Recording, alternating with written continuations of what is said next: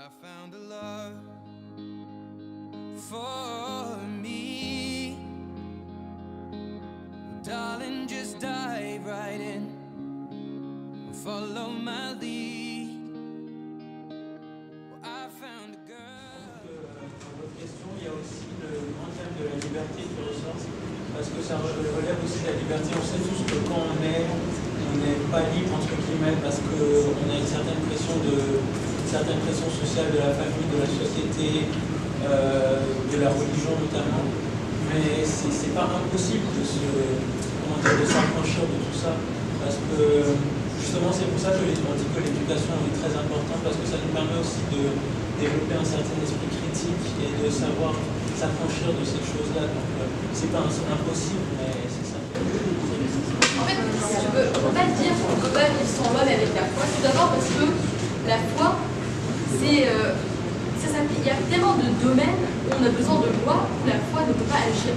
Par exemple, les routes, Joey en avait parlé. Est-ce que dans la Bible, le Coran ou la Torah ou je sais pas quoi, est-ce qu'il y a écrit oui, sur les autoroutes, il ne faut pas dépasser cette limite? Mais non, c'est pour ça qu'on a besoin de loi pour réglementer ça. Il y a trop de domaines dans la vie d'aujourd'hui que la foi religieuse ne réglemente pas. Donc on peut plutôt vivre dans une société avec des lois, mais pas avec sans foi. Aussi, la foi, je pense que tout le monde l'a répété plusieurs fois, la foi c'est quelque chose de religieux, chacun croit en quelque chose de différent. Mais si on prend la foi comme une base pour régler une société, ça veut dire qu'on doit imposer une foi pour tout le monde. Et après, comment choisir cette foi? Quelle est la foi qui est la meilleure? Quelle est la foi qui va plaire à tout le monde? Parce que la foi c'est quelque chose de personnel, donc on ne peut pas vraiment imposer un truc, ça va aussi aller contre les libertés personnelles de tout le monde. Voilà. Ouais, moi je vais dire qu'en fait, selon moi en tout cas, on ne peut pas séparer les deux. Parce que, en tout cas, personnellement, je respecte une loi parce que je crois en cette loi. C'est-à-dire que j'ai foi en cette loi. Si on me dit par exemple que oui, sur l'autoroute, vous roulez à 200 minimum, et moi je me dis non, ils n'ont pas raison. Je n'ai pas respecté la loi. On ne respecte pas la loi pour respecter la loi, on respecte la loi parce qu'on a confiance en cette loi. Donc pour moi, les deux ne peuvent pas être séparés. Et pareil, il y a des gens, je vous l'assure, et c'est peut-être une maladie mentale, mais qui ne croient en rien, qui n'aiment personne sur la terre, qui sont, désolé, mais qui sont juste, et qui, et du coup, on ne peut pas dire, oui, la foi, on peut régir le monde seulement grâce à la foi, parce qu'on croit plus en quelque chose, par exemple, à l'amour, etc. Il y a des gens qui ne croient en rien, qui n'aiment rien, qui seraient capables de tout. Ce chevauche et qui en même temps se distingue. Il y a le droit positif et puis il y a le droit naturel.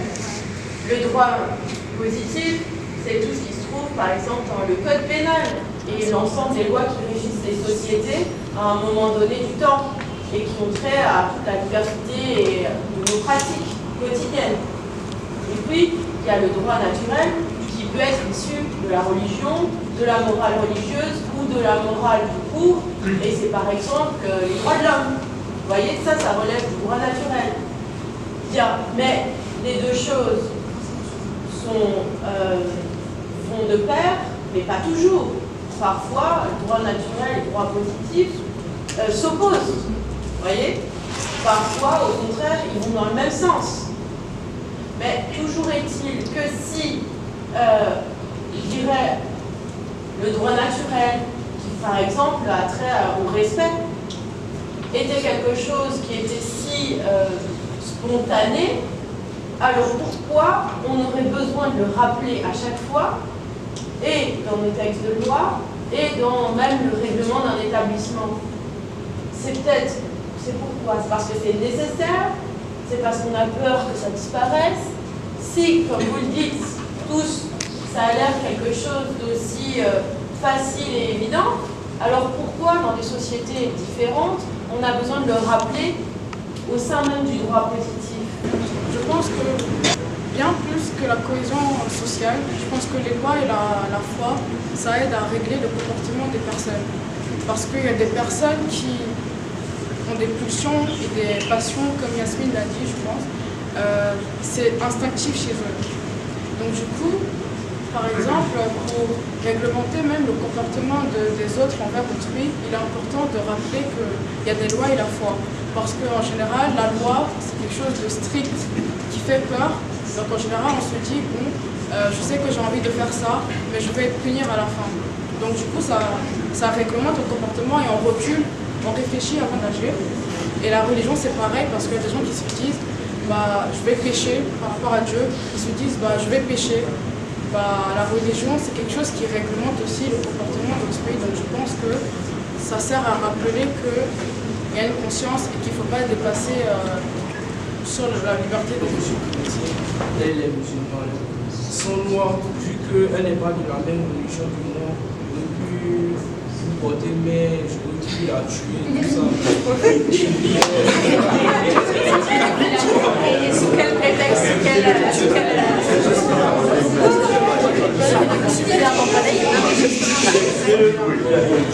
Mais vu qu'il y a des lois, je sais que en discussion avec elle, il y aura des conséquences. Donc les lois nous permettent de manifester notre foi, nous permettent d'être chrétiens, catholiques, différents, tous. Tu veux dire que sans la loi, c'est là que tu pourrais avoir des actes de violence envers une personne qui n'a pas ta religion. Et pourquoi? Qu'est-ce qu'il fait? C'est pourquoi? C'est juste un exemple. Par rapport à ce que tu viens de dire, il y a des conflits ethniques qui poussent au meurtre, tu vois, et les lois sont là pour atténuer les dominations. Les dominations d'un groupe sur un autre. Donc on peut dire que les lois sont là pour favoriser la sécurité. Et par rapport à la liberté, je pense que les lois sont là pour nous rappeler qu'on n'est pas libre, enfin qu'on est libre de faire ce qu'on veut, mais qu'au bout il y a forcément une sanction. Donc finalement la loi permet à l'homme d'être libre.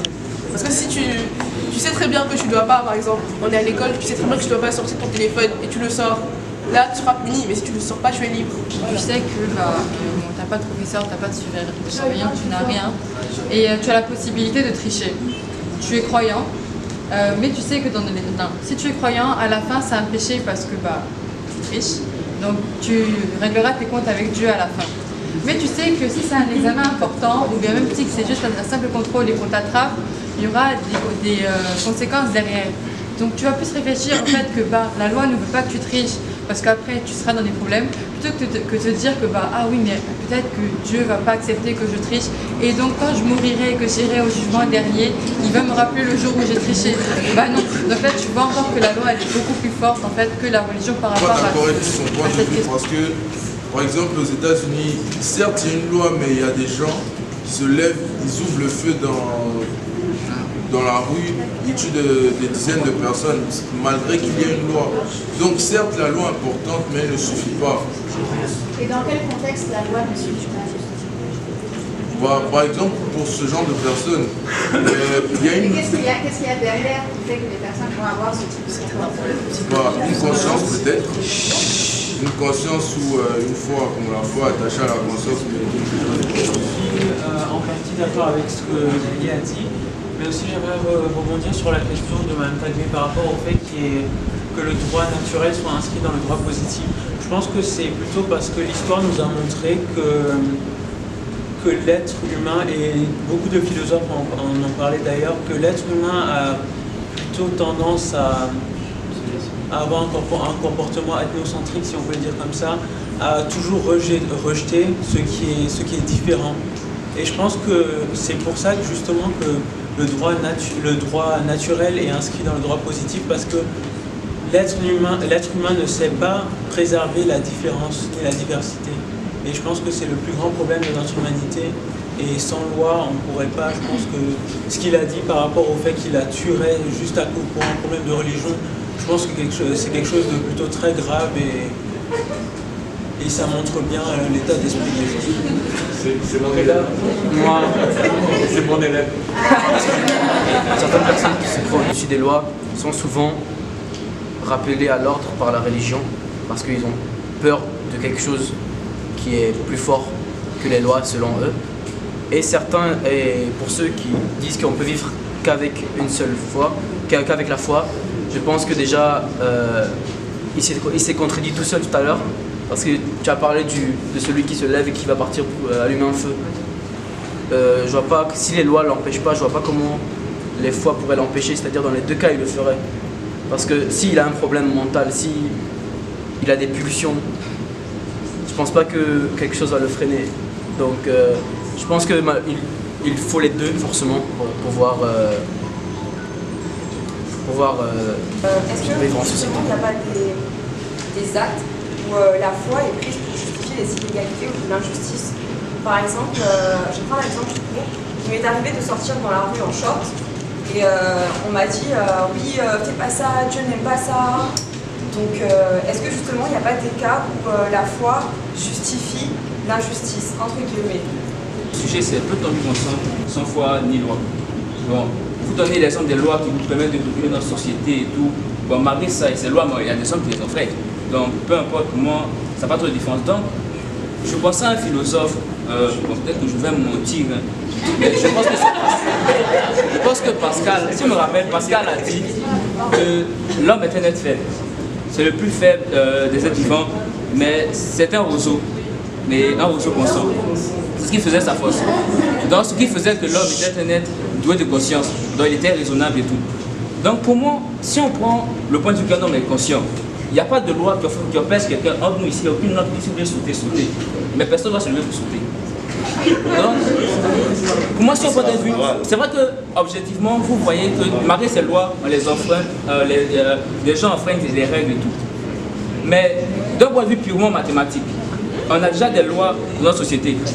On les enfreint donc. Si on prend, on est tous conscients de ce qu'on fait et autres, pourquoi objectivement on ne peut pas vivre sans foi ni loi? Je vois ça c'est un point de vue. Ça peut être d'un point de vue purement mathématique, il y a 50% qu'on puisse et 50% qu'on ne puisse pas. Que la foi, c'est difficile d'avoir totalement la foi, même si je ne sais pas qui peut affirmer qu'il a totalement cette foi. Et de même, une personne qui n'a pas la foi, c'est très difficile de l'acquérir.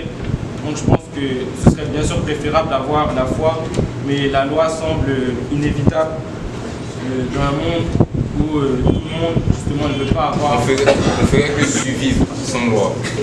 D'abord, pourquoi? Parce que sans loi, on vivrait seulement avec les désirs. Et puis on sait que les désirs sont insatiables. Donc prenons l'exemple d'un tueur par exemple. Lui, il a besoin d'assouvir son désir de tuer une personne. Il va partir tuer une personne aujourd'hui. Et puis il va voir que demain, le désir revient encore de tuer une personne. Il va partir tuer une autre personne. Après encore, il va avoir le même désir de tuer d'autres personnes. Donc il va seulement que tuer. Alors qu'avec la loi, s'il a tué une personne, que par exemple la police l'a attrapé, on va l'enfermer, puis ça va l'empêcher de tuer d'autres, de recommencer. Ça va l'empêcher de recommencer ce qu'il fait. Déjà, je trouve que c'est très intéressant ce que tu as dit. Enfin, moi, je trouve que c'est vrai. Et ensuite, je voulais revenir sur ce qu'a dit monsieur. Vous avez dit que la loi, elle jouait le même rôle que la foi, celui de réglementer la vie. Enfin, de. C'est pas tout à fait ça. J'ai dit que la loi était une traduction de foi ou des croyances. Les croyances, elles représentent aussi des valeurs et des lois, des normes qui traduisent concrètement sur les valeurs. Donc c'est complémentaire pour moi. Voilà. Mais apparemment, on a vu que la foi n'empêchait pas tous les crimes. Enfin, que la foi et la loi n'empêchait pas tous les crimes, puisque il y a encore beaucoup de crimes sur Terre. Par contre, à côté, on voit que la foi apporte beaucoup. Donc si... c'est pas rentable. Je sais pas si vous comprenez. C'est pas rentable parce que ça n'empêche pas tous les crimes et ça apporte beaucoup de conflits. Donc si on l'enlève et que ça... peut-être que ça va apporter peut-être un peu plus de crimes, mais enlever beaucoup de conflits. On a tous dit que c'est l'ensemble des règles qui régissent la société. Mais ici, la foi devrait être perçue comme étant la morale. En ce sens-là, les deux vont de pair et ainsi, en associant loi, règles de société et morale, on pourra vivre dans un monde, on va dire, en harmonie entre entre en harmonie. Donc pour toi, la foi apporterait la morale, la moralité, et la loi, qu'est-ce qu'elle pourrait apporter? La justice. Donc du coup, ce serait l'équilibre entre les deux qui permettrait à la fois, enfin la foi et la loi d'avoir à la fois la morale, la moralité et la justice. Mais si on peut revenir sur ce dont on parlait avant, comment peut se construire justement le concept Le principe de laïcité est ensuite une question de socialisation. Ce sont des trucs qu'on a appris depuis petit. Donc ça fait que lorsqu'on est dans des lieux publics, on n'a pas à se manifester. La laïcité, en fait, ça dépend des personnes. Il y a certaines personnes qui pensent que c'est le fait d'accepter, de pratiquer sa religion, mais d'accepter la religion des autres. Et il y a d'autres personnes qui pensent que c'est le fait de ne pas montrer sa religion, mais tous deux ont un but.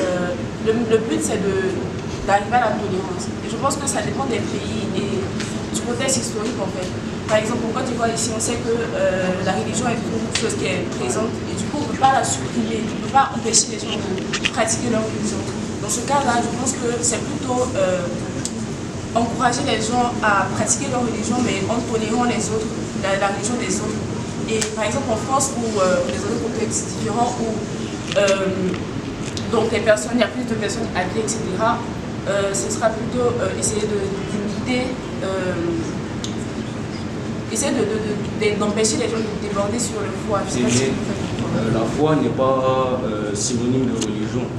Donc on n'est pas obligé de prendre les athées comme exemple pour dire qu'on n'est pas obligé d'avoir la foi pour sa foi, son interprétation de sa foi par rapport à ses croyances, qu'elles soient religieuses ou autres, et sa loi, c'est-à-dire son interprétation de la loi. Alors en Côte d'Ivoire, ça marche très très bien. Parce qu'en Côte d'Ivoire, quand on roule par exemple, il y a le code de la route, puis il y a la manière dont on l'interprète, puis il y a l'argent dont on dispose pour s'organiser. Et donc, et c'est la raison pour laquelle il y a des conflits partout sur le globe, qu'il y a des attentats terroristes et qu'il y a tout ça. Et que du coup, peut-on vivre sans foi ni loi? Dans le sujet, il n'y a pas de S à foi, il n'y a pas de S à loi, et que la question, si on l'universalise, arriverait à une question que je trouverais très intéressante, c'est pourrait-on imaginer un monde avec une foi qui serait partagée par tout le monde et une loi qui serait composée d'un certain nombre d'éléments, bien sûr, et qui serait également partagée par tout le monde. Et quelles seraient les conséquences au regard de ce qu'on a fait? On va clôturer les débats. Mais c'est bien parce que finalement, vous allez repartir peut-être avec une question. Comment justement cultiver cette diversité déjà dans votre quotidien et au sein de votre établissement? Voilà. En tout cas, merci à tous de vos participations. Et puis, il y a une petite collation qui vous attend.